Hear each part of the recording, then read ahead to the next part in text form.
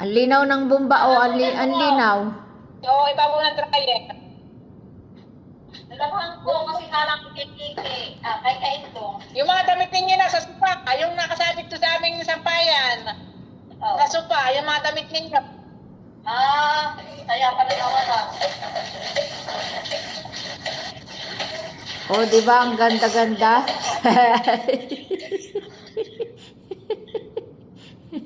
Bomba pa more, bomba.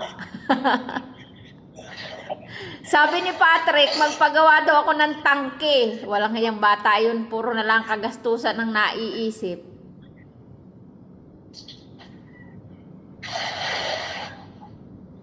Magpatangke daw ako. Ha? Marami pa lang anong kuryente. Sabi ko nga ay mahal ang kuryente.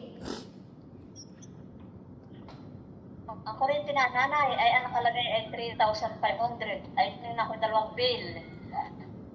Ay yung sa'yo ate ay hindi ko alam kung dalawang bill yun. Baka din. Pero hindi ako sure. Pero nagbayad na daw si Kinang una. Kaya siguro kalahati na lang sa'yo po sa 1,300 something. Ay yung nanay sabi niya sa akin kahapon na hindi pa kahapon baga. Oh. Oo nga yata. Ay hindi daw siya bayad. Ginamit mo. Hindi raw siya bayad kasi siya daw ay wala ng pera kasi nga yung sa halip na ibayad niya yung ano ay pinautang nga niya yung 1,000. Ibig sabihin yung 3,500 ay 2 buwan. Dati. Oo.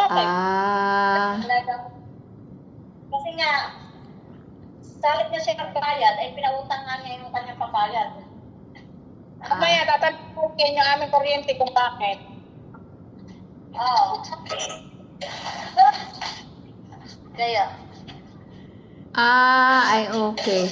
Kaya pala sabi niya mahal ang kuryente. Kaya ayaw na ng tatay mag-electric pan. Kawawa naman.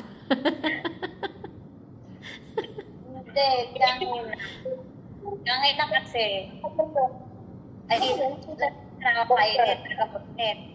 Ay nung sabi ko na dumating na bilang kuryente, sabi niya, hindi ko alam. Ay nung nakakita ko, ay pinakita ko kay tatay. Oo, ay pakalaki ng kuryente. Sabi kay Nini, huwag ka manunood.